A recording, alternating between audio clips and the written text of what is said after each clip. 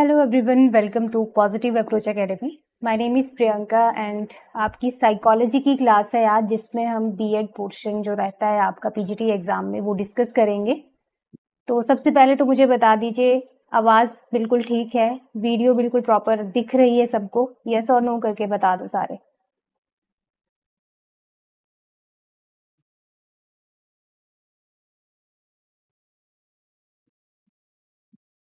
Very good evening everyone.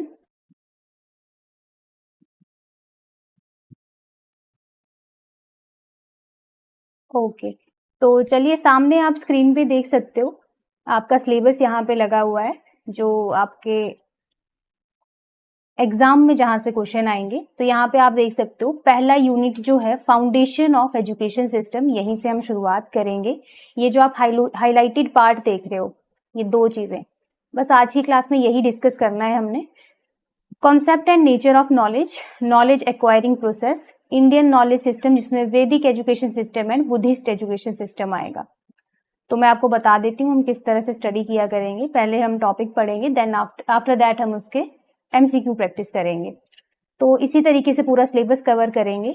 आज की class में हम ये दो टॉपिक पढ़ेंगे, उससे नेक्स्ट इसके नेक्स्ट पार्ट्स कवर करेंगे। तो एक बार पहले सभी सिलेबस देख लो। पहला यूनिट आपका फाउंडेशन ऑफ एजुकेशन सिस्टम है। Second unit teacher education and related aspects, जिसमें concept of teacher education, historical aspect of teachers education in India, ये सब चीजें आएंगी इसमें। After that pedagogy and teaching learning experiences, ये आपका थर्ड यूनिट है। और लास्ट में आईसीटी से रिलेटेड, जिसमें आपका कंप्लीट आईसीटी आपने पढ़ना है। देन एजुकेशनल रिसोर्सेज जो हमारी गवर्नमेंट ने चलाई हुई हैं वो सारी, जैसे स्वयं मूक, इसके अलावा बहुत सारी होती हैं, वो हम पढ़ेंगे। डिजिटल इनिशिएटिव्स जो स्कूल एजुकेशन में बाय गवर्नमेंट ऑफ इंडिया किए गए हैं स्टार्ट, उनको आपने पढ़ना है, वहां से भी क्वेश्चन आते हैं। तो बस ज्यादा नहीं है, देख सकते हैं आप 4 यूनिट है, इन्हीं को हमने पढ़ना है। आज की क्लास स्टार्ट करूंगी मैं अपने फर्स्ट चैप्टर के साथ, foundation of education system. Hindi English दोनों में रहेगी साइकोलॉजी, तो अपने अकॉर्डिंग आपने देख लेना है, बाइलिंगुअल चलेंगे हम। तो पहला चैप्टर आपका है फाउंडेशन ऑफ एजुकेशन सिस्टम। किस तरीके से हमारे इंडियन एजुकेशन सिस्टम की फाउंडेशन हुई है, कहाँ से स्टार्ट हुई है एजुकेशन, कैसे कैसे मतलब और ज्यादा अच्छी होती गई है डे बाय डे, अच्छी हुई है या डिग्रेड हुई है, वो आप बताएंगे आफ्टर दिस क्लास, ठीक है। तो सबसे पहले तो हम नॉलेज के बारे में जानेंगे। चलिए, पहले कुछ डेफिनेशंस है एजुकेशन से रिलेटेड, उन्हीं को देख लो। आपको एग्जाम में डायरेक्ट एजुकेशन भी पूछ ली जाती है, ठीक है। तो सबसे पहले पेस्टलॉजी ने दी हुई है, education is natural, harmonious and progressive development of man's innate power. ये किसने कहा है? पेस्टलॉजी।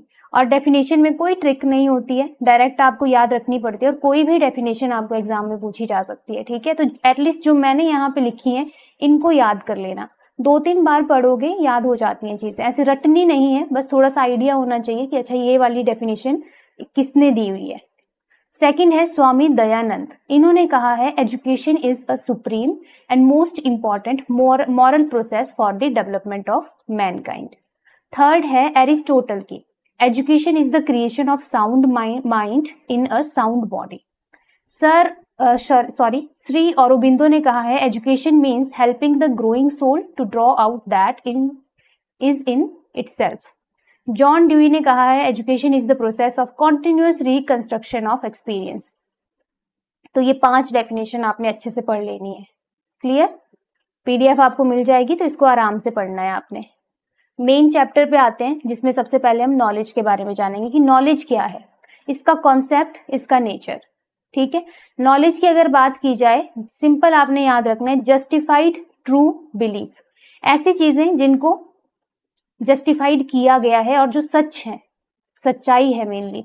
तो जस्टिफाइड ट्रू बिलीफ, इसको जेटीबी थ्योरी भी कहते हैं, जेटीबी थ्योरी भी कहते हैं। तो नॉलेज क्या है? Defined as justified true belief, it is dynamic, change होती रहती है, स्टैटिक नहीं है। डायनेमिक का मतलब होता है नॉलेज हमेशा चेंज होती रहेगी। आप खुद जानते हैं कितने सारे एक्सपेरिमेंट परफॉर्म किए जाते हैं, पहले कुछ और थ्योरीज होती हैं, बाद में उनमें और ज्यादा नई चीजें ऐड की जाती हैं। तो नॉलेज हमेशा चेंज होती रहती है, डायनेमिक होती है, स्ट्रक्चर्ड होती है, वेरीफाइड होती है, वेरीफाई किया गया होता है तभी आगे इसको ट्रांसफर किया जाता है, and derive from experience, reason and empirical evidences, ठीक है। तो नॉलेज की बेसिक सी डेफिनेशन। अगर हिंदी में भी देखें तो ज्ञान को उचित सत्य विश्वास के रूप में परिभाषित किया जाता है। यह गतिशील होता है, व्यवस्थित होता है, सत्यापित होता है और अनुभव, तर्क व प्रमाण पर आधारित होता है। देखो एग्जाम में डेफिनेशन नहीं आएगी, लेकिन फिर भी आपको पता होना चाहिए। आगे क्वेश्चन जब हम करेंगे तब आपको ज्यादा अच्छा आइडिया लगेगा कि क्वेश्चन आता कैसा है एग्जाम में। नॉलेज की अगर हम बात करें तो नॉलेज आपकी यूनिफाइड सिस्टम ऑफ थॉट्स है। क्या है knowledge? Unified system of thoughts, जो ट्रू बिलीफ्स और जस्टिफाइड फैक्ट्स के ऊपर बेस्ड होता है। किसके ऊपर बेस्ड है आपकी knowledge? True belief and justified facts. ठीक है। स्टडी ऑफ नॉलेज आपसे पूछा जा सकता है कि स्टडी ऑफ नॉलेज को क्या कहा जाता है, तो ये आपने याद रखना है। ये ऐसे क्वेश्चन आ जाते हैं एग्जाम में, स्टडी ऑफ नॉलेज क्या मतलब के लिए क्या टर्म यूज की जाती है, तो ये आपने याद रखना है। स्टडी ऑफ नॉलेज की अगर बात की जाए, इसको कहा जाता है एपिस्टीमोलॉजी। क्या कहा जाता है? एपिस्टीमोलॉजी। ठीक है, ये वर्ड आपने याद रखना है। What is epistemology? Study of knowledge. यहां पे भी लिखा था, देखो ये एपिस्टीमोलॉजी, एपिस्टीमोलॉजी। यहां से एक और क्वेश्चन बनता है एग्जाम के लिए कि एपिस्टीमोलॉजी जो है ये कैसा वर्ड है? लैटिन वर्ड है, ग्रीक वर्ड है, कैसा वर्ड है?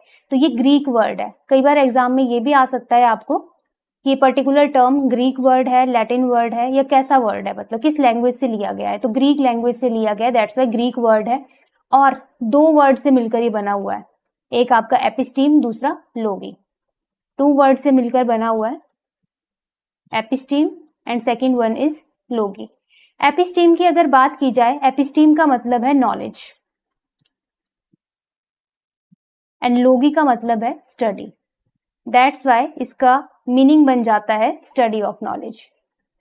तो यहां से एक क्वेश्चन बनेगा आपका एग्जाम में, अगर पूछा जाएगा तो वो है स्टडी ऑफ नॉलेज को क्या बोला जाता है, तो आपने याद रखना है एपिस्टीमोलॉजी बोला जाता है। एपिस्टीमोलॉजी कौन सी लैंग्वेज से लिया गया है? ये वर्ड ग्रीक लैंग्वेज से, और ग्रीक वर्ड है ये।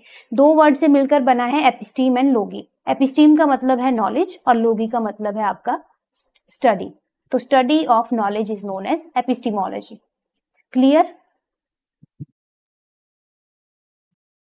इसके बाद हम बात करेंगे डिविजन्स ऑफ नॉलेज की। नॉलेज बेसिकली 3 तरह की होती है। Divisions of knowledge,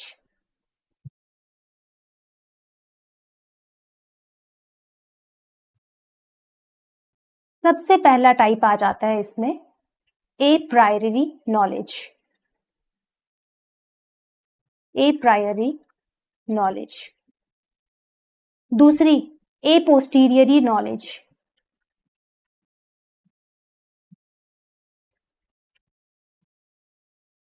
and third one is experienced knowledge. Experienced knowledge. इनका आपको मीनिंग पता होना चाहिए। ठीक है, इनका क्या पता होना चाहिए आपको? मीनिंग पता होना चाहिए। एग्जाम में ऐसा नहीं आएगा कि कितने डिवीजन है कि क्या, डायरेक्ट आपको पूछा जा सकता है कि ए प्रायरी क्या होता है, ए पोस्टीरियरी क्या होता है, और एक्सपीरियंस नॉलेज क्या होता है, मतलब अलग अलग क्वेश्चन बन सकते हैं।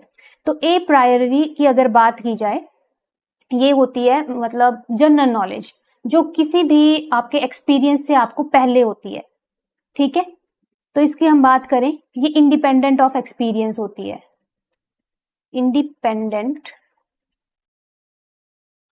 Of experience. इस नॉलेज के लिए आपको एक्सपीरियंस की जरूरत नहीं है, जो यूनिवर्सल ट्रूथ है, मतलब जैसे आपको पता है 2 + 2 क्या होता है? 4 होता है। ये चीज आपको एक्सपीरियंस करने की नीड नहीं है, प्रूव करने की नीड नहीं है, ऑलरेडी आपको पता है कि 2 + 2 4 ही होगा, कभी 5 नहीं हो जाएगा, कभी 10 नहीं हो जाएगा। तो ये होती है ए प्रायरी नॉलेज, जो आपको किसी भी एक्सपीरियंस से पहले होती है हमेशा। ए पोस्टीरियरी नॉलेज होता है किसी भी एक्सपीरियंस के बाद जो आपको नॉलेज आएगी, बेस्ड ऑन एक्सपीरियंस।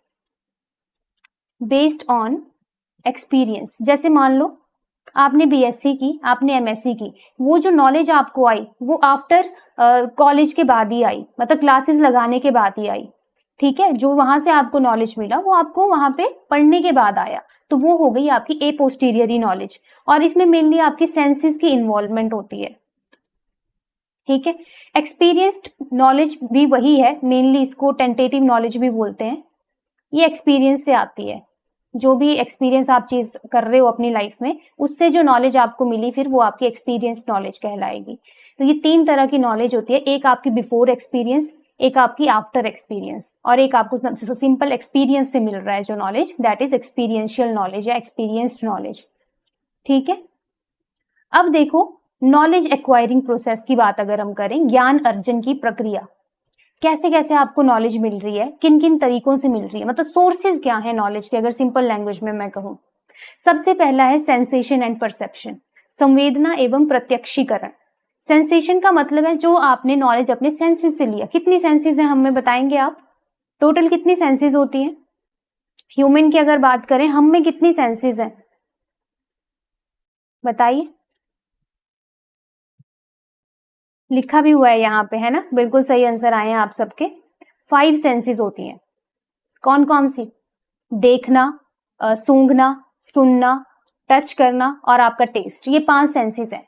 अगर आप छोटे बच्चे की भी बात करें ना, छोटा बच्चा पैदा होता है, इन्फेंसी में जो होता है बच्चा 0 से 2 साल का, वहीं से सेंसेस काम करना शुरू कर जाती हैं। वो भी तो अपनी सेंसेस का ही यूज कर रहा है, तो वहां से लेकर डेथ तक सेंसेस का यूज हम करते ही रहते हैं, कभी बंद नहीं होगा, अनटिल अनलेस जब तक आपकी सेंसेस काम करना खुद से बंद ना करते, है ना। तो सेंसेस के थ्रू आप नॉलेज ले रहे हो, आप देख के नॉलेज ले रहे हो, देख के चीजों को समझ रहे हो, या सुन के या टच करके, और उन सेंसेस से जो आपको नॉलेज मिली, जो डाटा मिला, जो इंफॉर्मेशन मिली, फिर उसको इंटरप्रेट करोगे आप इनटू मीनिंगफुल इंफॉर्मेशन, उसको कहते हैं परसेप्शन। 5 इंद्रियों द्वारा प्राप्त संकेतों को सार्थक जानकारी में बदलना, ठीक है, sensation and perception. Number 1 source का पता चल गया, सेंसेस। सेकंड आता है reasoning and logic. Reasoning and logic के थ्रू तर्क और विवेक, formulating concept through inductive and deductive thinking, आगमनात्मक और निगमनात्मक चिंतन द्वारा सिद्धांतों का निर्माण। क्या होता है, जब हम अपनी रीजनिंग, अपना दिमाग लगाते हैं, किसी चीज में रीजनिंग लगा रहे हैं, हम रीजन दे रहे हैं कि अच्छा ऐसा नहीं होगा, वैसा होगा, अपने दिमाग का यूज कर रहे हैं, तो उससे भी आपको नॉलेज आता है। इंडक्टिव रीजनिंग क्या होती है, जहां पे स्पेसिफिक टू जनरल चलते हैं हम, स्पेसिफिक टू जनरल। डिडक्टिव क्या होता है, जनरल टू स्पेसिफिक, ये चीज भी आपसे पूछी जा सकती है, ये काफी इंपॉर्टेंट है, ये आपने याद रखना है, ठीक है। क्या याद रखना है कि इंडक्टिव जो थिंकिंग है उसमें हम किस डायरेक्शन में सोचते हैं, स्पेसिफिक टू जनरल की डायरेक्शन में सोचते हैं। डिडक्टिव थिंकिंग में कहाँ को सोचते हैं हम, जनरल टू स्पेसिफिक। एग्जाम्पल से समझाती हूँ आपको। इंडक्टिव होता है जैसे हम चलते हैं example to rule, example to rule चलते हैं इसमें। जैसे आपको मान लो एक बेसिक एग्जाम्पल देती हूँ, आपको संज्ञा पढ़ानी है बच्चों को, तो आप क्या करोगे, आप स्पेसिफिक टू जनरल चलोगे, आप दोगे एग्जाम्पल। पहले नाम ले लिया किसी का, जैसे मैं यहाँ से किसी का नाम ले लेती हूँ, जैसे किरण चौधरी नाम है, मैंने किरण नाम ले लिया, मैंने इंदु नाम ले लिया। उसके बाद मैंने किसी जगह का नाम ले लिया, जैसे मैंने हिमाचल का नाम ले लिया, मैंने इंडिया का नाम ले लिया, मैंने डिस्ट्रिक्ट में से किसी का नाम ले लिया, मंडी, शिमला, है ना। तो हम बच्चों को, छोटे बच्चों को क्या दे रहे हैं, हम एग्जाम्पल दे रहे हैं। देन बताएंगे कि ये जो मैंने आपको एग्जाम्पल दिए ये है संज्ञा, रूल की तरफ जाएंगे। ये होती है आपकी इंडक्टिव थिंकिंग। डिडक्टिव होता है उल्टा, पहले हम उनको रूल बताएंगे, फिर उनको एग्जाम्पल बताएंगे, जैसे कि मैथमेटिक्स में किया जाता है। अगर आप छोटे बच्चों की बात करें, आप पहले उनको रूल बता दोगे, फॉर्मूला बता दोगे, आफ्टर दैट आप बहुत सारे एग्जाम्पल उनको करवाओगे। ये होती है इंडक्टिव और डिडक्टिव थिंकिंग। इस वे में बच्चा सोचता है, रीजन जो करता है बच्चा इस वे में करेगा। तो दूसरी नॉलेज कहाँ से मिल रही है, रीजनिंग और लॉजिक से, तर्क और विवेक से। जहां भी आपको लगे कि रिपीट करना है, कोई पॉइंट समझ नहीं आ रहा है, तो आप बोल सकते हो, ठीक है। जिसको भी कहीं कोई डाउट रहेगा वो पूछ सकता है। तीसरा आ जाता है और क्या सोर्सेज हैं आपके नॉलेज के, परसेप्शन। अभी पढ़ा हमने, हिंदी में बोलते हैं प्रत्यक्ष, जो सामने है हमारे, ठीक है। परसेप्शन जो सामने है, सेंसेस के थ्रू हमने उसको ग्रहण किया और अपने दिमाग में एक इमेज बनाई कि अच्छा ये चीज, ये मीनिंग निकाला हमने उसका। इन्फेरेंस, अनुमान लगाना चीजों का। टेस्टिमनी या किसी अथॉरिटी के थ्रू नॉलेज मिलना। शब्द, टेस्टिमनी अथॉरिटी का मतलब है या स्कूल, कोई इंस्टीट्यूट से आपको नॉलेज मिल रही है, कोई पर्सन भी हो सकता है, आपका टीचर हो सकता है, आपके पेरेंट हो सकते हैं, आपके सराउंडिंग में कोई और लोग हैं, तो उनके थ्रू आपको नॉलेज मिल रही है। इंस्टीट्यूशन आ गया आपका स्कूल या इंस्टीट्यूशन, इसमें साइंटिफिक मेथड्स, ठीक है, ये सारी चीजें क्या है, हमारी सोर्सेज ऑफ नॉलेज है। क्लियर, ये सारा बेसिक है नॉलेज के बारे में। क्लियर हो रही हैं आपको चीजें? तो नॉलेज एक्वायरिंग प्रोसेस हमने कर लिया। इसके बाद अब बात करेंगे कैटेगरीज ऑफ नॉलेज की, ठीक है। कैटेगरीज ऑफ नॉलेज, और भी टाइप की कैटेगरीज होती हैं, मतलब टाइप ऑफ नॉलेज होते हैं, उनको देख लेते हैं। सबसे पहला, ये कैटेगरीज आपको डायरेक्ट पूछी जा सकती हैं एग्जाम में, कि पर्टिकुलर कोई कैटेगरी का नाम दे दिया और पूछ लिया जाएगा कि ये किस टाइप की नॉलेज है। तो सबसे पहले है explicit knowledge. Explicit knowledge, explicit knowledge की अगर बात की जाए, ये ऐसी नॉलेज है जो कहां से मिली है, बुक्स के थ्रू या टेक्स्ट कह लो, ठीक है। जो नॉलेज आपको बुक से मिल रही है, that knowledge is known as explicit knowledge. Simple इतना याद रखना है, ज्यादा डिटेल में नहीं जाना है। दूसरा आ जाता है टैसिट नॉलेज। इसको एक्सपीरियंशियल नॉलेज भी कहते हैं। नाम से पता चल रहा है, चलो टैसिट का तो नहीं लग रहा होगा इतना पता, एक्सपीरियंशियल का तो पता लग रहा है, जो आपको एक्सपीरियंस करके मिल रही है नॉलेज,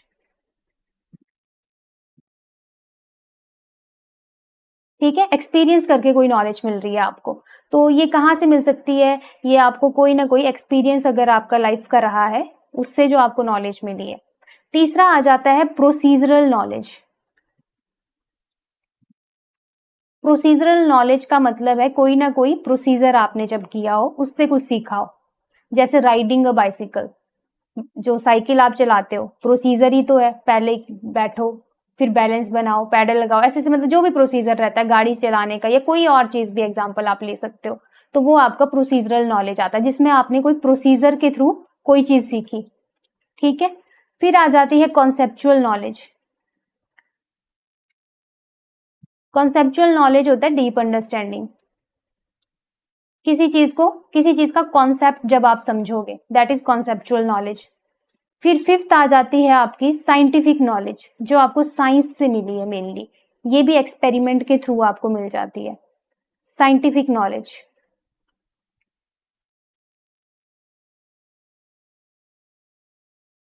मेनली ये भी एक्सपेरिमेंट से ही मिलेगी आपको।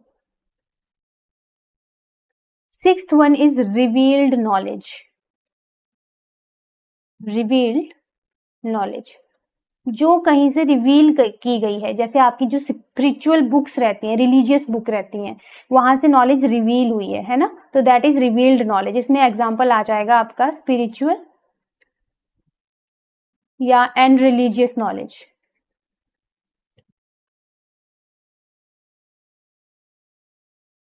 Seventh is authoritative knowledge. किसी अथॉरिटी से जब आपको नॉलेज मिले, that is authoritative knowledge. Authority में पर्सन भी हो सकता है, आपका स्कूल भी हो सकता है, आपका कॉलेज भी हो सकता है, ठीक है। And last is rational knowledge. Rational knowledge, ये जो रैशनल नॉलेज है, इसमें आती है आपकी मेनली क्रिएटिव साइड कह लो, या डाइवर्जेंट थिंकिंग कह लो। डाइवर्जेंट थिंकिंग में आपका क्रिएटिविटी आ जाएगा, रीजनिंग एबिलिटी आ जाएगा, थिंकिंग एबिलिटी आ जाएगा, प्रॉब्लम सॉल्विंग, लॉजिकल आर्ग्यूमेंट वगैरह, वो सब आएगा इसमें। तो इसमें रीजनिंग, लॉजिकल आर्ग्यूमेंट, और अगर हम कहें इसमें आपका आ जाएगा, और क्या क्या एग्जांपल दिए मैंने आपको भी, reasoning, logical argument, problem solving आ जाएगा,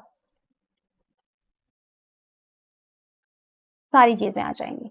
तो ये है आपकी कैटेगरीज ऑफ नॉलेज। आपको बस मीनिंग पता होना चाहिए, दैट्स इट, बहुत ज्यादा डिटेल में नहीं जाना है इसमें भी। एक्सप्लिसिट नॉलेज, ऐसी नॉलेज जो आपको बुक से मिल रही है।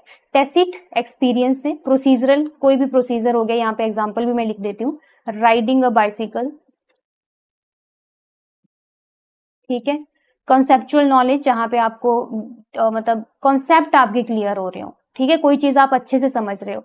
साइंटिफिक, एक्सपेरिमेंट से मिलेगी। रिवील्ड, आपको स्पिरिचुअल और रिलीजियस जो नॉलेज रहती है, that is revealed knowledge.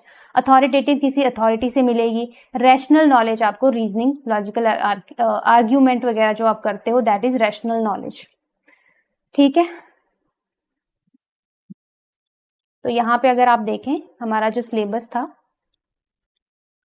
First part हमने कर लिया, concept, nature and knowledge acquiring process, knowledge का।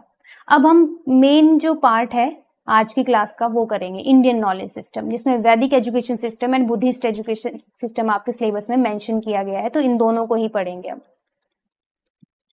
तो अब बात करें अगर हिस्ट्री ऑफ इंडियन एजुकेशन, कैसे कैसे हम करंट एजुकेशन सिस्टम तक आए। सबसे पहले एंशिएंट टाइम की अगर बात की जाए तो सबसे पहले होता था वैदिक एजुकेशन सिस्टम, जिसमें वेद पढ़ाए जाते थे, ठीक है, उपवेद पढ़ाए जाते थे, और भी बहुत सारी चीजें होती थी उस टाइम, जब गुरुकुल वगैरह होते थे उस टाइम की बात हो रही है। जैसे रामायण महाभारत तो आपने सबने सुना ही होगा, तो उसमें तो आपने देखा होगा गुरुकुल होते थे, तो उसी एजुकेशन की बात हो रही है, वो है आपकी वैदिक एजुकेशन। फिर आई ब्राह्मणिक एजुकेशन, सिमिलर टू वैदिक ही थी ये, कुछ ज्यादा अलग नहीं थी, बस ब्राह्मण यहाँ पे जो थे एजुकेशन प्रोवाइड करते थे। फिर आई बुद्धिस्ट एजुकेशन सिस्टम, आपको वैदिक एजुकेशन और बुद्धिस्ट ही पढ़नी है इस चैप्टर में। उसके बाद आया हमारा मेडिवल पीरियड, 650 एडी से लेकर 1700 एडी तक, जिसमें medieval Hindu education and Muslim education आया। फिर आया मॉडर्न पीरियड, एक आपका ब्रिटिश कॉलोनियल रूल के अंडर, एक आपका आफ्टर इंडिपेंडेंस। ये है आपका पूरा एजुकेशन सिस्टम, इस तरह से डेवलप हुआ है आपका एजुकेशन सिस्टम। तो आज की क्लास में हमने पढ़ना है वैदिक education system and Buddhist education system, ठीक है। सबसे पहले मैं बात करूंगी वैदिक एजुकेशन सिस्टम की। वैदिक एजुकेशन सिस्टम की क्यों बोला गया होगा इसको वैदिक एजुकेशन सिस्टम, क्यों बोला गया है?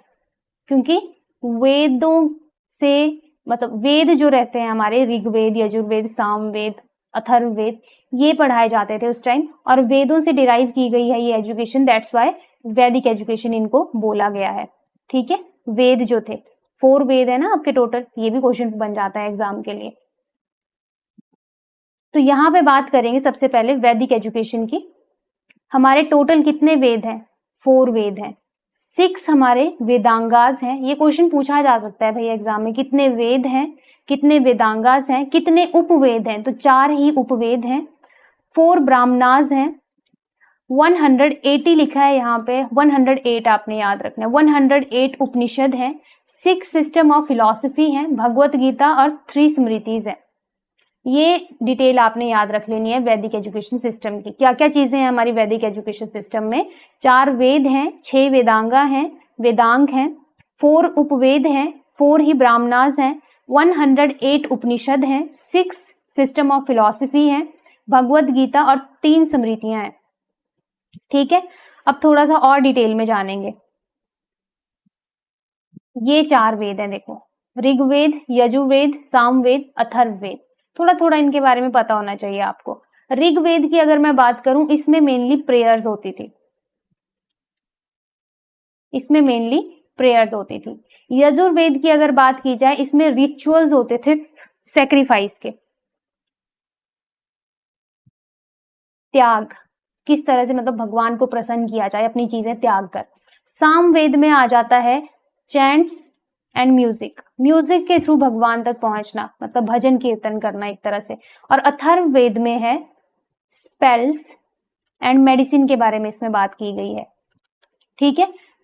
तो थोड़ा थोड़ा आइडिया मैंने ऋग्वेद, यजुर्वेद, सामवेद और अथर्ववेद के बारे में आपको बता दिया है। वैदिक लैंग्वेज, जो वैदिक एजुकेशन सिस्टम था, उसमें जो प्राइमरी लैंग्वेज यूज की जाती थी, कौन सी लैंग्वेज की जाती थी यूज? ये तो सभी को पता होगा। सबसे एंशिएंट जो लैंग्वेज है हमारी जो वैदिक सिस्टम ऑफ एजुकेशन है, उसमें संस्कृत यूज की जाती थी। तो संस्कृत लैंग्वेज में ही पढ़ाया जाता था बच्चों को, ठीक है। हाँ जी, बिल्कुल ठीक कहा आपने प्रियंका, संस्कृत लैंग्वेज यूज की जाती थी, और ये क्वेश्चन बन जाता है एग्जाम में। जो वैदिक एजुकेशन है, ये किसके ऊपर बेस्ड थी? अगर हम वैदिक एजुकेशन की बात करें, ये बेस्ड थी आपकी हाइम्स के ऊपर, भजन कीर्तन एक तरह से, जिसमें फॉर्मूलाज भी आते थे एंड इसमें इनकेंटेशंस भी होते थे, ठीक है। अब बात की जाए, अगेन हम ऋग्वेद की बात करेंगे सबसे पहले।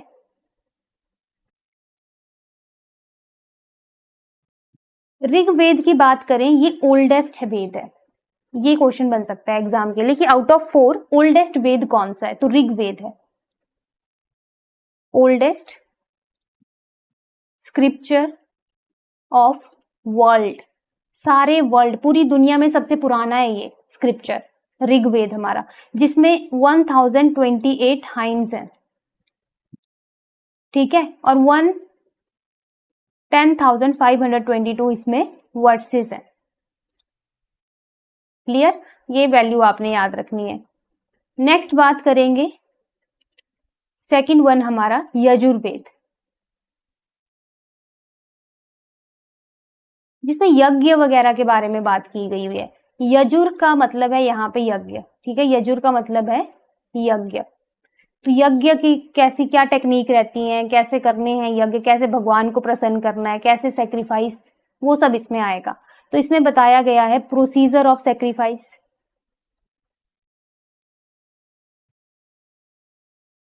और इसमें 1984 वर्सेस हैं, ठीक है। थर्ड आ जाता है सामवेद, इसमें म्यूजिक है, चैंट्स हैं, भजन और जो मंत्र कहते हैं वो है। इसमें है 1875 versus. And fourth is Atharvaveda.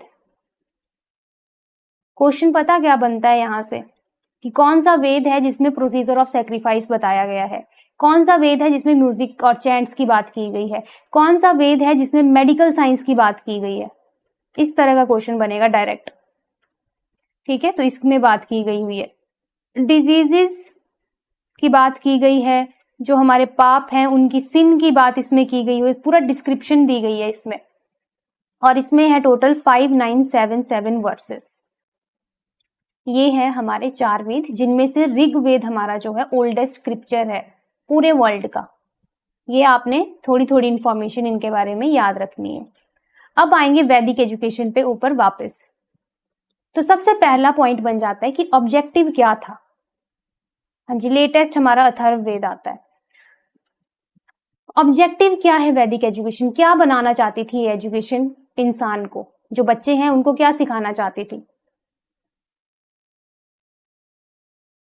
Objective of वैदिक एजुकेशन, या एम कह लो। एम वैसे लार्जर एस्पेक्ट में यूज किया जाता है, ऑब्जेक्टिव छोटे छोटे एस्पेक्ट होते हैं, पर मैं इकट्ठे ही बता दूंगी आपको।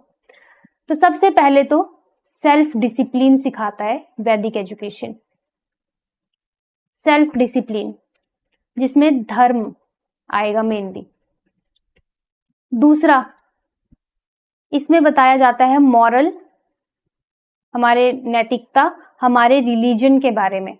वैदिक एजुकेशन के टाइम हिंदू रिलीजन ही सबसे ज्यादा पॉपुलर था, उस टाइम वही एक था, मतलब मेनली सनातन धर्म हम कह सकते हैं, तो उस टाइम वही था धर्म, जिसमें कर्म आएगा आपका मॉरल एंड रिलीजन में। तीसरा, फाइनेंशियल नॉलेज उनको प्रोवाइड कराना, जिसमें आ जाएगा अर्थ। एंड फोर्थ इज मोक्ष, जिसमें आ जाएगा मेनली सेल्फ रियलाइजेशन करवाना, सेल्फ रियलाइजेशन करवाना, इसको मोक्ष कहते हैं। तो ये 4 मेजर एम या ऑब्जेक्टिव आप कह सकते हो। इसके अलावा और भी बहुत सारे हो सकते हैं, रिलीजियस एंड स्पिरिचुअल डेवलपमेंट बच्चे में करवाना, उसकी ऑल ओवर डेवलपमेंट करवाना, ठीक है, सारी चीजें आएंगी। पर मेन जो ऑब्जेक्टिव था, एम था वैदिक एजुकेशन का, वो था सेल्फ डिसिप्लिन, मॉरल और रिलीजन बच्चे को सिखाना, फाइनेंशियल उसको नॉलेज प्रोवाइड करना, और सेल्फ रियलाइजेशन की तरफ उसको ले जाना। धर्म, कर्म, अर्थ और मोक्ष। अगर यही हम एजुकेशनल इंस्टीट्यूट की बात करें, जैसे आजकल है स्कूल, आजकल है कॉलेज, आजकल आपकी प्री नर्सरी चलती है, आंगनबाड़ी चलती है, ये हमारे एजुकेशन इंस्टीट्यूट्स हैं। वैदिक पीरियड में कौन होते थे एजुकेशन इंस्टीट्यूट? एजुकेशन इंस्टीट्यूट उस टाइम कौन से होते थे? हाँ जी, बिल्कुल ठीक कहा आपने, गुरुकुल्स। सबसे बेसिक तो थे गुरुकुल। नंबर 1 पे आ जाएगा हमारा गुरुकुल। नंबर 2 परिषद, परिषद भी होते थे। नंबर 3 सम्मेलन, सम्मेलन। ठीक है, ये 3 एजुकेशन इंस्टीट्यूट होते हैं। मेन यहाँ पे गुरुकुल ही है, गुरुकुल ही उस टाइम के स्कूल होते थे। ये परिषद सम्मेलन तो बाद में आते हैं, सम्मेलन तो आपको पता है बाद में छोटी मोटी मीटिंग्स हो सकती हैं, परिषद आपके ये भी मीटिंग थोड़े बड़े लेवल पे समझ लो। तो ये 3 चीजें होती थी एजुकेशन इंस्टीट्यूट वैदिक एजुकेशन सिस्टम में। अब आता है मोस्ट इंपॉर्टेंट पार्ट आपका वैदिक एजुकेशन सिस्टम का, वो है किस एज से बच्चा जाता था एजुकेशन लेने और क्या क्या सेरेमनीज होती थी। तो सबसे पहले विद्या आरंभ कब होता है, मतलब कब से बच्चे को पढ़ाया जाता है, पढ़ाई कब से शुरू हो जाती है। विद्या आरंभ, तो वैदिक एजुकेशन में विद्या आरंभ हो जाता था 5 साल की उम्र से। 5 ईयर का जब बच्चा हो जाएगा उसका विद्या का आरंभ हो जाएगा, मतलब उसको पढ़ाना शुरू कर देंगे, लेकिन कहाँ पे, घर पे ही। तो सबसे पहले टीचर उसके पेरेंट ही है। 5 साल का जब बच्चा हो जाएगा उसकी पढ़ाई घर से ही शुरू हो जाएगी। अब उसमें ऐसा नहीं है कि A for apple B for ball सिखा रहे हैं वो। उस टाइम क्या होता था, हमारे मॉरल, हमारे रिलीजन के बारे में नॉलेज 5 साल की उम्र से बच्चे को सब कुछ देना शुरू कर दिया जाता था। ठीक है, विद्या आरंभ के बाद गुरुकुल में एंट्री कब होगी, उसके लिए टर्म यूज की जाती थी उपनयना सेरेमनी। उपनयना सेरेमनी, ये कुछ टर्म्स हैं जो आपको याद रखनी है, यहीं से बनते हैं क्वेश्चन। ठीक है, अगर सिंपल लैंग्वेज में कहें उपनयना सेरेमनी क्या है, गुरुकुल में प्रवेश। गुरुकुल में प्रवेश को उपनयना सेरेमनी कहते हैं। लेकिन यहाँ पे अब आपको पता है जब हमारा वैदिक एजुकेशन सिस्टम था तब कास्टिज्म बहुत प्रोमिनेंट था। ठीक है, बहुत ज्यादा, मतलब जो क्या कहते हैं, कास्ट के अलावा एक और टर्म यूज की जाती है, अभी मुझे याद नहीं आ रहा, लेकिन ऐसे याद रख लो कि कास्टिज्म बहुत प्रोमिनेंट था। तो कास्ट के बेसिस पे पढ़ाई होती थी। जैसे अगर ब्राह्मण है, ब्राह्मण का कोई बच्चा है तो वो at the age of 8 year उसको एडमिशन मिल जाएगी गुरुकुल में। अगर क्षत्रिय का बच्चा है, क्षत्रिय का बच्चा है तो उसको 11 साल की एज में मिलेगी। ठीक है, और अगर वैश्य का बच्चा है तो उसको मिलेगी 12 साल की एज में। वैश्य मतलब जो व्यवसाय में होते थे। ठीक है, तो बस इन 3 वर्ण बोलना था मैंने, कास्ट के अलावा वर्ण जो होते थे हमारे, उस बेसिस पे होती थी हमारी एजुकेशन, वैदिक एजुकेशन जो पीरियड रहता था। और इसमें एक बहुत ही बड़ा ड्रॉबैक था इस वैदिक एजुकेशन सिस्टम का कि जो शूद्र होते थे उनको पढ़ाई का कोई वो नहीं था, अधिकार नहीं था। ये 3 ही कैटेगरीज थी जिनको एजुकेशन मिलती थी उस टाइम। उनमें भी फिर डिस्क्रिमिनेशन है। देखो, ब्राह्मण को 8 साल से एडमिशन मिल जाएगी, देखो, क्षत्रिय के बच्चे को 11 साल से और वैश्य के बच्चे को 12 साल से। जबकि 5 साल से एजुकेशन घर से शुरू हो गई है। जैसे ही बच्चा 8 साल का हो जाएगा स्कूल में एडमिशन मिल जाएगी उनको गुरुकुल में, लेकिन कास्ट वाइज। इतना क्लियर हुआ। उपनयना सेरेमनी पूछ लिया जाता है एग्जाम में, यहां से क्वेश्चन बन सकता है। अब ये जो उपनयना सेरेमनी है ना, ये लेडीज और अगर हम कहें लड़कियों और लड़कों के लिए अलग अलग नाम दिए गए हैं उपनयना सेरेमनी के भी। जैसे अगर मैं मेल्स की बात करूं, जो मेल चाइल्ड है उनके लिए अलग टर्म्स हैं, फीमेल के लिए अलग टर्म्स हैं। तो ये टर्म्स भी पूछ ली जाती है, मतलब यहां से भी क्वेश्चन बन जाता है। जैसे अगर मेल की बात की जाए, 2 टर्म्स आएंगे दोनों में। एक तो होते थे ऐसे बच्चे जो कुछ एक पर्टिकुलर टाइम पीरियड तक पढ़ेंगे, उसके बाद वो फिर घर अपनी गृहस्थी वाली लाइफ शुरू कर देंगे, शादी, बच्चे, ये सब और कामकाज। दूसरी वाली होती थी कि उनको पूरी लाइफ कंटिन्यू करनी है, लाइफ अपनी पढ़ाई में ही, गुरुकुल में ही, उनको उसी चीज में रहना है। तो 2 टर्म्स यूज की जाती हैं। पहला है, मेल की बात कर रही हूं पहले, उपकुर्वाना, उपकुर्वाना, एंड दूसरा नाइस्तिका। ये टर्म्स याद कर लो, उपकुर्वाना, नास्तिका। उपकुर्वाना का मतलब है लिमिटेड टाइम के लिए बच्चा गुरुकुल में है, लिमिटेड टाइम पीरियड के लिए, लिमिटेड टाइम पीरियड के लिए। और नास्तिका का मतलब है लाइफ टाइम बच्चा अब उसी चीज को कंटिन्यू करेगा, उसी चीज को फॉलो करेगा जो उसके गुरु सिखा रहे हैं उसको। ठीक है, सेम केस फीमेल्स का था। फीमेल्स के लिए भी 2 टर्म्स यूज की जाती थी, सद्योद्वा, सद्योदवास, एंड दूसरी टर्म थी ब्रह्मवादिनी, ब्रह्मवादिनी। सद्योदवास वो जो लिमिटेड टाइम के लिए थी, और ब्रह्मवादिनी लाइफ लॉन्ग। ठीक है, जिन्होंने लाइफ लॉन्ग वही रूट लेना है भक्ति का और ये वेद बूदी पढ़ने हैं, मतलब उनको ब्रह्मवादिनी बोला जाता है। ये टर्म्स पूछी जाती हैं कि नास्तिका किसको कहते हैं, ब्रह्मवादिनी किसको कहते हैं, उपकुर्बाना क्या मतलब हुआ, उपनयना सेरेमनी क्या होती है, ये सब क्वेश्चन बनते हैं एग्जाम के लिए। अब इसके बाद बात करेंगे ड्यूरेशन ऑफ एजुकेशन। ये तो हमने देख लिया कि ठीक है 5 साल से बच्चा घर से पढ़ रहा है, 8 साल 11 साल 12 साल का बच्चा एडमिशन ले रहा है according to their caste, according to their varna. तो दूसरा अब बात करेंगे ड्यूरेशन की, ड्यूरेशन ऑफ एजुकेशन।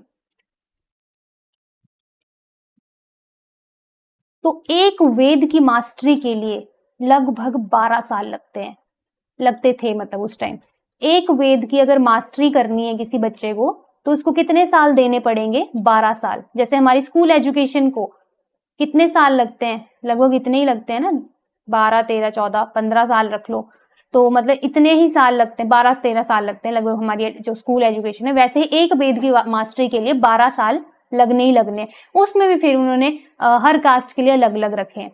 जैसे जो अगर बात करें, चलो इतना ही ठीक है, इससे ज्यादा डिटेल में वैसे पूछा नहीं जाएगा, इतना याद रखना है, एक वेद की मास्टरी के लिए 12 साल लगते हैं। अब यहाँ पे एजुकेशन कब से स्टार्ट हुई, अब खत्म भी तो होनी है ना एजुकेशन, जैसे हमारी खत्म होती है तो उस टाइम भी खत्म होती थी, और उसको बोलते थे समवर्तन संस्कार। समवर्तन संस्कार, समवर्तन संस्कार या समापन संस्कार, समापन संस्कार। ठीक है, मतलब कंप्लीशन ऑफ एजुकेशन कब होता है, कंप्लीशन ऑफ एजुकेशन वो होता है 24 ईयर्स पे। अब इसके बाद उनकी मर्जी है, अगर उनको कंटिन्यू रखना है तो लाइफ लॉन्ग भी वो कर सकते हैं, अगर इसके बाद उनको अपनी गृहस्थ लाइफ एंजॉय करनी है तो वो भी कर सकते हैं। उसके नाम मैंने आपको बता दिए हैं, देखो यहाँ पे, उपकुर्बाना, नास्तिका, सद्योदवाह, ब्रह्मवादिनी। अब ये नाम रखने हैं आपने, याद, थोड़े से हटके नाम है लेकिन याद रखने पड़ेंगे। ठीक है, अब नेक्स्ट अब बात करेंगे हम मेथड ऑफ टीचिंग, कैसे कैसे पढ़ाया जाता था। गुरुकुल में देखो सबसे पहले तो एक मेन हमारे गुरु होते थे उस टाइम के। मेथड ऑफ टीचिंग की अगर बात की जाए, गुरुकुल मेथड था मेनली, है ना, जिसमें 3 मेथड्स आते हैं और यहां से भी क्वेश्चन बनता है। 3 मेथड्स आते हैं। सबसे पहला सर्वना,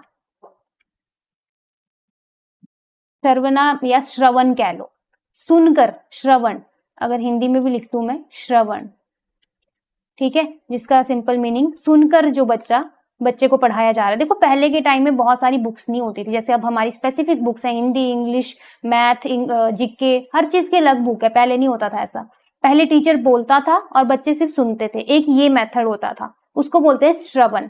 दूसरा आ जाता है मनन, या इसको हम कह सकते हैं चिंतन। अब बच्चे ने सुन लिया टीचर को, अब वो उसी के बारे में सोचेगा, चिंतन करेगा उसके बारे में। जैसे मैं अभी बोल रही हूँ, आप लिख नहीं रहे हो, मान लो कुछ होंगे आप में से जो नोट्स बना रहे हैं, कुछ नहीं बना रहे होंगे, जो नहीं बना रहे हैं वो सिर्फ सुन रहे हैं। तो अभी सुनने के बाद आप लोग क्या करोगे, मेरी बातों को दोबारा से अपने दिमाग में रिपीट करोगे क्लास खत्म होने के बाद, ठीक है, तो उसको कहेंगे आप चिंतन, उसी के बारे में सोचना। और लास्ट आता है निधि ध्यासन, निधि ध्यासना, रिफ्लेक्शन।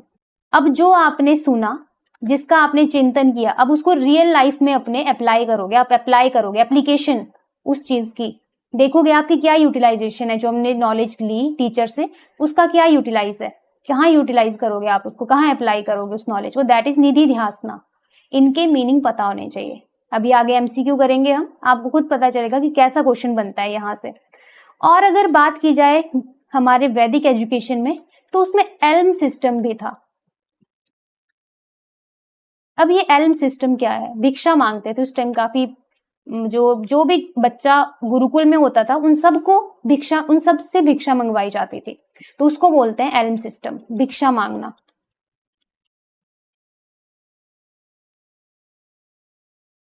ठीक है, करिकुलम की अगर बात करें, जैसे हमारा करिकुलम है, हमारे में को करिकुलर और करिकुलर एक्टिविटीज दोनों होती थी, तो वैदिक एजुकेशन में भी दोनों एक्टिविटीज होती थी, करिकुलर भी होती थी, को करिकुलर भी होती थी। आपने महाभारत देखी है? कितने बच्चों ने देखी है महाभारत? देखी है टीवी में? उसमें क्या होती थी को करिकुलर एक्टिविटी? जो पांडव थे सबकी अपनी अपनी थी। दरोच रजनी इन्होंने देखी है, बाकी एस्पेरेंट आपने नहीं देखी है? मैक्सिमम ने देखी होगी, है ना, सभी को पता है महाभारत के बारे में। तो देखो उनकी को करिकुलर एक्टिविटीज क्या थी? जैसे अर्जुन धनुष बाण चलाते थे, भीम गदा चलाते थे, है ना, वैसे ही उनके 2-3 भाई और थे, उनका भी अपना अपना था, मतलब अपना अपना एक्टिविटीज थी उनकी। तो को करिकुलर भी होती थी। और करिकुलर, फिर करिकुलर एक्टिविटी में आ जाएंगे जो वेद उनको पढ़ाए जाते थे, जो मंत्र उनको सिखाए जाते थे, वो सारा करिकुलर में आ जाएगा। तो उसमें फिलॉसफी, ग्रामर, एस्ट्रोलॉजी, ये सारी चीजें आएंगी, ये सारे सब्जेक्ट आएंगे। ठीक है, सबने देखी हुई है, आई नो, कोई भी नहीं होगा। और ग्रेजुएशन के लिए एक टर्म यूज की जाती थी, मतलब जैसे हमारे में ग्रेजुएट बोलते हैं ना हम, ग्रेजुएट, पोस्ट ग्रेजुएशन, तो उस टाइम में ग्रेजुएशन के लिए बोला जाता था स्नातक। ग्रेजुएशन के लिए क्या टर्म यूज की जाती थी? स्नातक। ठीक है, आई थिंक आज वैदिक एजुकेशन सिस्टम ही होगा, इसी को कर लेते हैं, बाकी बुद्धिस्ट एजुकेशन सिस्टम कल की क्लास में कंटिन्यू करेंगे हम। तो अभी इसके अलावा फेमस बुक उस टाइम की, फेमस बुक्स जो वैदिक एजुकेशन सिस्टम में लिखी गई हैं, सबसे पहला योग। कौन है योग के ऑथर? ये आपका जनरल नॉलेज में भी पूछा जा सकता है। फेमस बुक्स से जो मैं अभी करवाऊंगी, 4 बुक्स हैं, ये क्वेश्चन आपको जीके वाले सेक्शन में भी पूछे जा सकते हैं। तो योग जो बुक है वो लिखी है पतंजलि ने, बिल्कुल सही आंसर आया तनु कौंडल का, बिल्कुल सही। प्रियंका का भी आंसर ठीक है, योग लिखी है पतंजलि ने। सांख्य किसने लिखी है भाई? सांख्य ये लिखी है कपिल मुनि ने, बिल्कुल ठीक आंसर है आपका, कपिल मुनि। सांख्य के बाद बात करेंगे न्याय, ये लिखी है गौतम, गौतम ने लिखी है। और लास्ट में चार्वक, ये चार्वाक, ये चार्वक ने लिखी है, इन्हीं के नाम पे है। ठीक है, तो ये फेमस बुक्स हैं जो आपने याद रखनी है। अब मुझे बताओ क्या ड्रॉबैक लगते हैं आपको वैदिक एजुकेशन के? सभी बताएंगे जितने भी एस्पिरेंट लाइव हैं। क्या लगता है आपको सबसे बड़ा ड्रॉबैक क्या था वैदिक एजुकेशन सिस्टम का?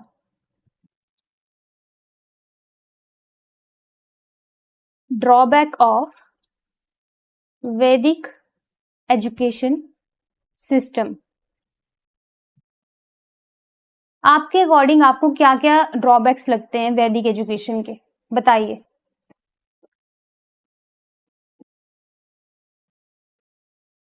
सोचिए आराम से, पढ़ लिया आपने, इतना ही है वैदिक एजुकेशन सिस्टम, सोचो क्या क्या है।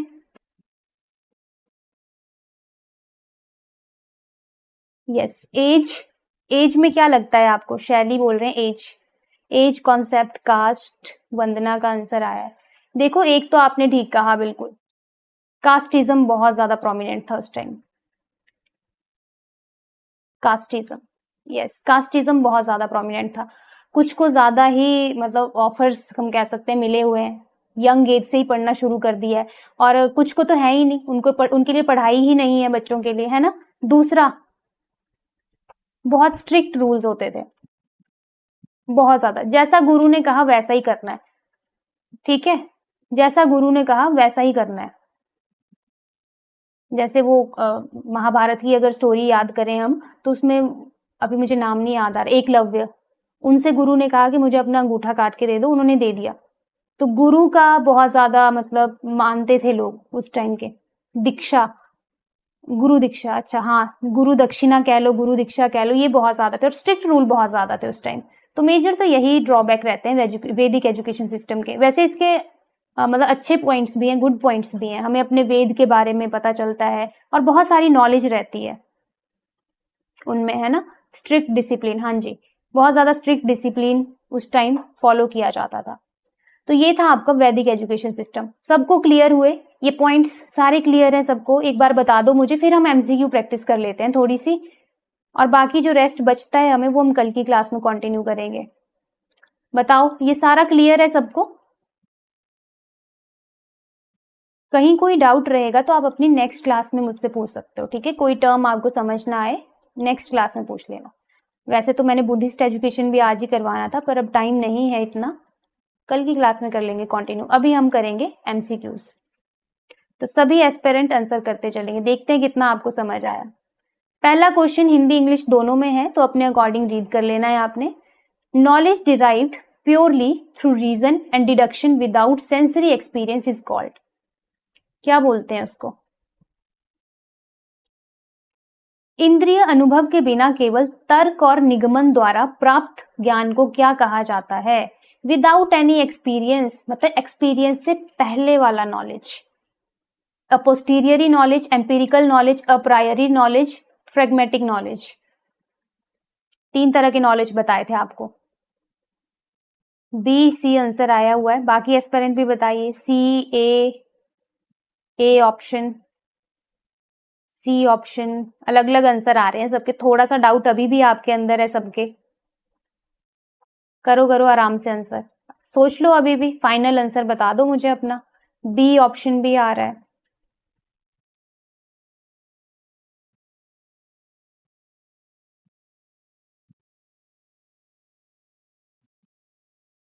इसका जो करेक्ट आंसर है वो है ऑप्शन सी। जिन जिन ने ऑप्शन सी आंसर किया है उनका आंसर बिल्कुल ठीक है।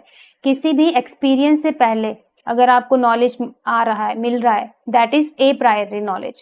एक्सपीरियंस के बाद उसको कहेंगे पोस्टीरियरी नॉलेज। पोस्टीरियर बाद में, प्रायर पहले, ऐसे भी याद रख सकते हो आप। सी ऑप्शन करेक्ट है। नेक्स्ट है water boil at 100 degree Celsius is an example of which type of knowledge? Priori, posteriori, intuitive, revealed. सोचिए एग्जाम्पल आ गया हुआ है। अब सोचो वाटर बॉईल करता है 100 डिग्री सेल्सियस पे, ये चीज आपको कैसे पता चली होगी?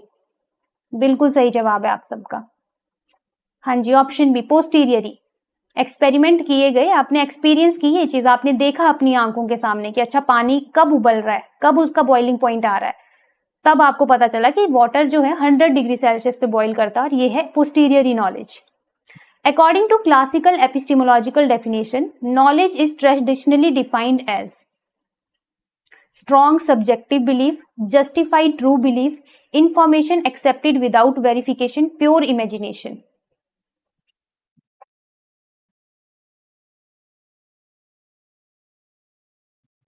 बिल्कुल ठीक आंसर है, JTB, जस्टिफाइड ट्रू बिलीफ। ये क्लासिकल एपिस्टेमोलॉजिकल डेफिनेशन है।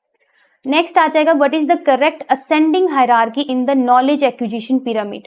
अच्छा चलिए, ये नहीं बताया मैंने, तो मैं यहाँ एमसीक्यू में एक्सप्लेन कर देती हूँ, बड़ा टॉपिक नहीं है कोई। सबसे पहले नॉलेज कैसे आती है? सबसे पहले मिलता है आपको डाटा, रैंडम डाटा होता है, अनअरेंज्ड इंफॉर्मेशन, ठीक है। डाटा से बनती है फिर इंफॉर्मेशन, अरेंज किया जाता है उस डाटा को, सीक्वेंस में इंफॉर्मेशन बनती है। इंफॉर्मेशन के बाद मिलती है हमें नॉलेज। आंसर आना स्टार्ट हो गए हैं आपके, बहुत अच्छी बात है। और नॉलेज से मिलती है विजडम। ये रहता है हमारा knowledge acquisition pyramid. Option A is the correct answer, बिल्कुल सही जवाब है आपका। सबसे बेसिक पे होता है डाटा, उसके ऊपर इंफॉर्मेशन, फिर नॉलेज, फिर विजडम। नेक्स्ट आ जाइए, education is natural, harmonious and progressive development of man's innate power, who stated this? ऐसे आते हैं डेफिनेशन के क्वेश्चन। तो ये मैंने आपको करवाई हुई है, आई थिंक शुरू में हमने पढ़ी थी, है ना। तो किसने दी है? John Dewey, Pestalozzi, Aristotle, sir Aurobindo. इसको मैं बता देती हूँ क्योंकि आई नो डेफिनेशन एकदम से याद नहीं रहती है। ऑप्शन बी बिल्कुल सही जवाब है आपका, पेस्टलॉजी, इन्होंने दी हुई है। नेक्स्ट आ जाइए, education is the creation of sound mind in a sound body, the definition was given by, ये दी है एरिस्टोटल ने। इनको याद कर लेना जरूर, ठीक है। नेक्स्ट है, education means helping the growing soul to draw out that is in itself, who said this? Sir Aurobindo, sir ने, श्री ऑरोबिंदो।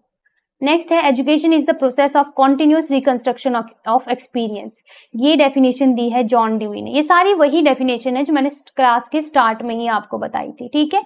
तो इनकी टेंशन मत लो अभी कि नहीं लग रहा है पता, ये बार बार पढ़ के ही आएंगे आपको, तो इनको अच्छे से पढ़ना आराम से। एक और बच गई, education is supreme and most important moral process for the development of Mankind, who stated this? इसका करेक्ट आंसर है स्वामी दयानंद, ऑप्शन बी। हाँ जी, अब आ जाओ बाकी चैप्टर पे, डेफिनेशन से हटके क्वेश्चन है ये, इनका आंसर आप कर सकते हो। Knowledge gained through the direct practical doing and personal experience such as riding a bicycle is called. कौन सी नॉलेज है ये? Propositional, experienced, theoretical, authoritative. Experience, personal experience से जो चीज आप सीख रहे हो, बिल्कुल सही आंसर है आपका। इसको कहते हैं अनुभविक या क्रियात्मक ज्ञान, एक्सपीरियंस्ड या टैसिट नॉलेज। टैसिट नॉलेज आएगा, टैसिट नॉलेज में ही आपका प्रोसीजरल नॉलेज भी आ जाता है, ठीक है, क्योंकि वहां भी तो एक्सपीरियंस ही हो रहा है।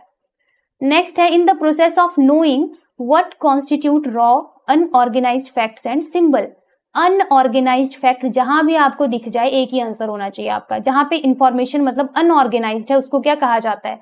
Information, data, knowledge, wisdom. बिल्कुल सही आंसर ऑप्शन बी जिन्होंने आंसर किया है भाई। इंफॉर्मेशन नहीं बोलेंगे हम, इंफॉर्मेशन होती है ऑर्गेनाइज्ड, डाटा होता है अनऑर्गेनाइज्ड, ठीक है, डिफरेंस क्लियर होना चाहिए।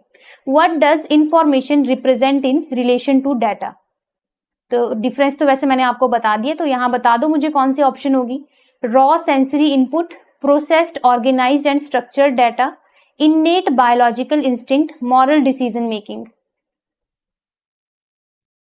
ऑप्शन ए कर रहे हो आप, अभी ध्यान से सोच लो। रॉ सेंसरी इनपुट तो आपका डाटा हो गया, रॉ का मतलब है अरेंज्ड नहीं है वो।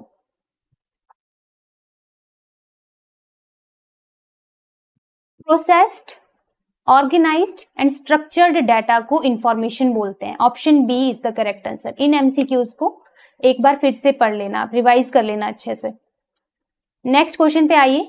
इन Indian epistemology direct sensory contact with an object leads to which source of knowledge? भारतीय ज्ञान मीमांसा में वस्तु के साथ इंद्रिय संपर्क से प्राप्त प्रत्यक्ष ज्ञान क्या कहलाता है? अनुमान, प्रत्यक्ष, उपमान, शब्द। ये तो आपको पढ़ के भी पता चल रहा होगा। इसमें जो आपके सामने है चीजें, हिंदी में अगर आप क्वेश्चन पढ़ रहे हो तो यहाँ पे ऑलरेडी टर्म प्रत्यक्ष यूज की गई है, तो इसका आंसर प्रत्यक्ष ही होगा। जो चीजें आपके सामने दिख के आपको नॉलेज जिनसे मिल रही है दैट इज प्रत्यक्ष। अनुमान नॉलेज होती है, जैसे मतलब कोई प्रीवियस नॉलेज आपको थी तो नई कोई चीज आपके सामने आई तो आप अनुमान लगा रहे हो उस पे, हो सकता है इसमें कुछ ऐसा होगा, हो सकता है इसका मतलब ऐसा होगा, जो हो सकता बोलते हैं ना हम किसी भी चीज में, दैट इज अनुमान। उपमान क्या होता है? कंपेयर करना। कोई चीज आपने पहले देखी है उस बेसिस पे किसी नई चीज को कंपेयर करना। जैसे मान लो एक एग्जांपल मैं इसमें देती हूँ उपमान में।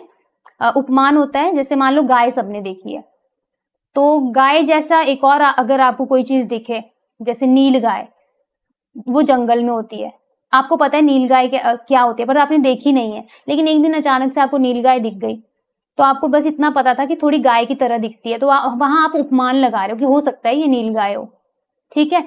शब्द होता है वो नॉलेज जो आपको किसी पर्सन के थ्रू मिल रहा है, जैसे आपके टीचर के थ्रू मिल रहा है या आपके पेरेंट के थ्रू मिल रहा है, ठीक है। नेक्स्ट आ जाइए। In Indian knowledge system the knowledge acquired through the trustworthy testimony of an expert is. शब्द, अनुमान, अर्थपति, उपमान। ये तो मैंने अभी एक्सप्लेन कर दिए, तो आपको आंसर आ जाना चाहिए। बिल्कुल ठीक आंसर आया, ऑप्शन है शब्द। किसी भी ट्रस्टवर्दी इंसान से अगर आपको नॉलेज मिल रहा है दैट इज शब्द प्रमाण। यस, बिल्कुल सही आंसर है आपका। नेक्स्ट आ जाइए। In Vedic knowledge system spiritual higher knowledge leading to liberation is termed as. वैदिक ज्ञान प्रणाली में मोक्ष प्रदान करने वाले आध्यात्मिक ज्ञान को क्या कहा जाता है? अपर विद्या, परा विद्या, हेतु विद्या, शिल्प विद्या। अच्छा, ये दो विद्याएं आपने याद रखनी है भाई। अपरा विद्या और परा विद्या क्या होता है? तो जो ज्ञान हमें अध्यात्म की तरफ ले जाता है दैट ज्ञान इज कॉल्ड परा विद्या, मतलब परे ले जाएगा, वो हमें पार कर देगा, ठीक है। और जो नॉलेज हमें science, material science, grammar, worldly knowledge से मिल रही है उसको बोलते हैं अपरा विद्या। दो तरह की विद्याएं होती है इंडियन नॉलेज सिस्टम में, परा, अपरा। परा हो गई जो हमें पार लगा देगी, बस ऐसे याद रख लो। पार मतलब आध्यात्मिक ज्ञान की तरफ ले जाएगी। जो साधु संत होते हैं मेनली उनको परा ज्ञान होता है। हम जैसे लोग जो नॉर्मल लोग हैं हमें अपरा विद्या है, हम सीख रहे हैं वर्ल्डली नॉलेज, ठीक है। तो ये दोनों नॉलेज पे आपको पता होनी चाहिए। नेक्स्ट है what was the ultimate aim of education in वैदिक सिस्टम। क्या लगता है आपको क्या एम है वैदिक एजुकेशन का? इकोनॉमिक वेल्थ, मोक्ष, स्टेट गवर्नेंस, इंडस्ट्रियल ट्रेनिंग। वैदिक एजुकेशन का मेन एम क्या है? यस, मोक्ष, सेल्फ रियलाइजेशन, लिबरेशन, मुक्ति। ठीक है। नेक्स्ट है which ceremony mark the formal entry of a child into gurukul system? समावर्तन संस्कार, उपनयना संस्कार, पबजा संस्कार, उपसंपदा। देखो ऐसा क्वेश्चन बनता है वहां से वैदिक एजुकेशन से। बिल्कुल ठीक आंसर आ रहे हैं आप सबके, सबके बिल्कुल ठीक है, एक का भी आंसर गलत नहीं है, बहुत अच्छी बात है। इसको बोलते हैं उपनयना संस्कार। अच्छा ये बता दो किस एज से होता है उपनयना संस्कार? एज भी बताइए ना, मैंने एज भी बता दो मुझे।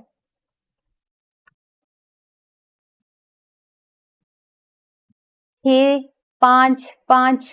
अच्छा 8 वाले बिल्कुल ठीक है, 6 तो मैंने कुछ बताया ही नहीं है। 8 साल से होता है उपनयना संस्कार।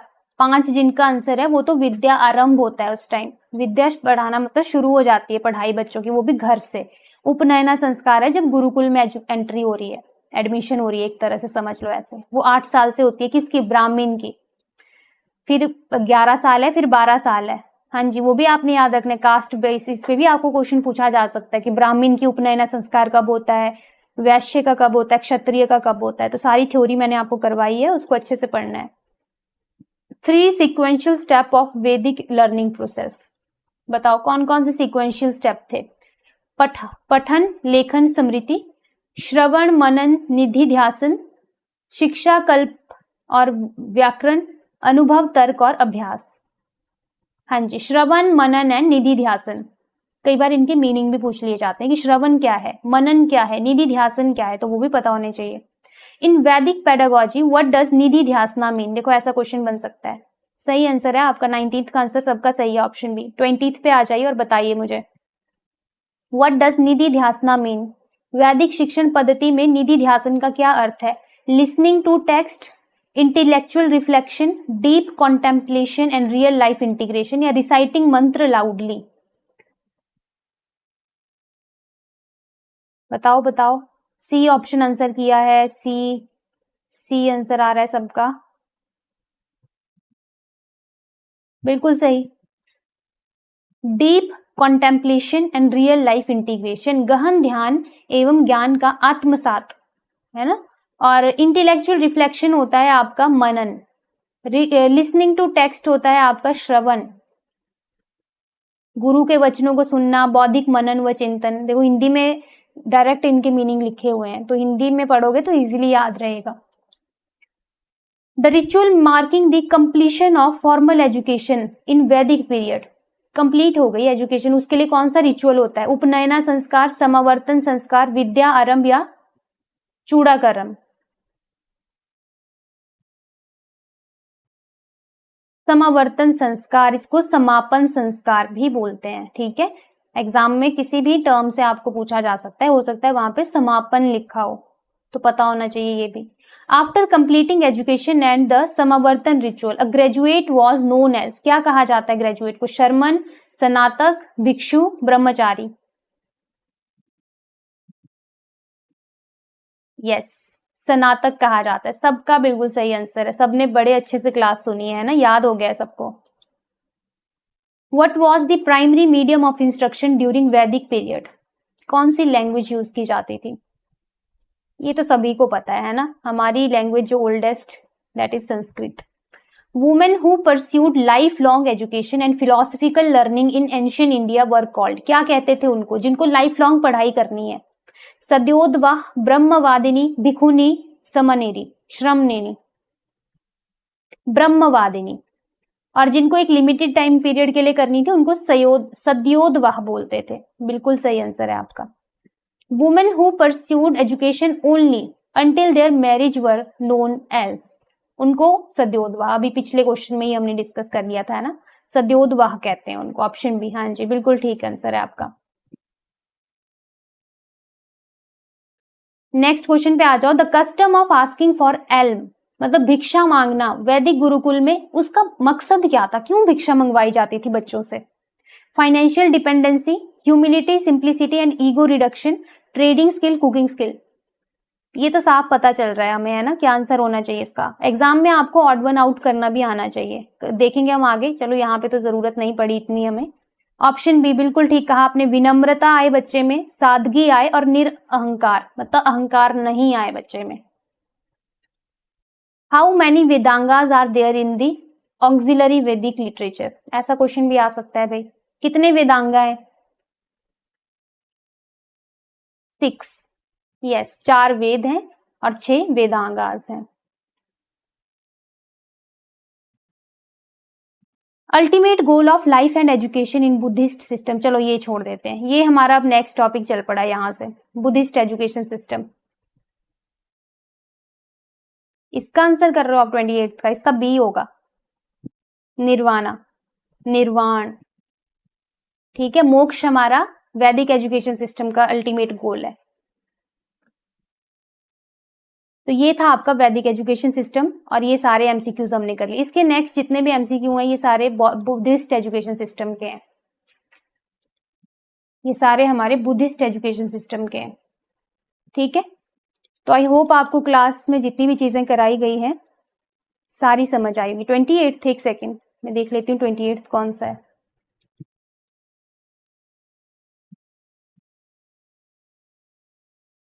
ये डिफरेंस है, इसको भी हम कल ही करेंगे। ठीक है, इसको भी हम कल ही करेंगे डिस्कस।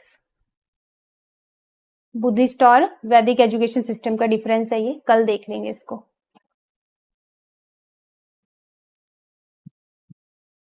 28 बता देती हूँ आपको, अभी आपका डाउट आया हुआ है। अच्छा, ये वाला बुद्धिस्ट एजुकेशन सिस्टम, वैसे तो मैं कल भी बताऊंगी आपको। इसका आंसर होगा निर्वाण। निर्वाण होता है जितने भी हमारे दुख हैं, हमारी जो जो भी प्रॉब्लम्स हैं इस वर्ल्ड में, जो हम normal as a normal human being जो हम फेस कर रहे हैं, उन सब से निजात पाना, निर्वाण। बुद्धिस्ट एजुकेशन सिस्टम में यही बताया गया था, जो भी हमारी सफरिंग है उन सब से ऊपर उठ जाना। ठीक है, बाकी कल डिटेल में बताऊंगी निर्वाण क्या है। यहाँ पे भी सेम रहेगा कि क्या लैंग्वेज यूज की गई, एडमिशन जो हुई उसमें क्या रहता है, किस एज में होती है। सबसे प्लस पॉइंट बुद्धिस्ट सिस्टम का ये था कि इसमें कास्टिज्म नहीं था, एजुकेशन फॉर ऑल इनका मानना था। ड्रॉबैक्स तो इनके भी थे, वैसे कल ही डिस्कस करेंगे। तो आज जितना भी हमने पढ़ा एक बार अच्छे से रिवाइज कर लेना इसको। कल इसी टाइम पे मिलेंगे हम, कल की क्लास में इसी टाइम होगी आपकी। नेक्स्ट जो टॉपिक है उनको कल पढ़ेंगे हम। ओके, चलिए फिर क्लास को करें एंड यहीं पे। किसी को कोई भी डाउट रहेगा तो कल की क्लास में पूछ लेना है। वेलकम। चलो फिर आज की क्लास में इतना ही करेंगे, मिलेंगे अपनी नेक्स्ट क्लास में। धन्यवाद। Welcome everyone.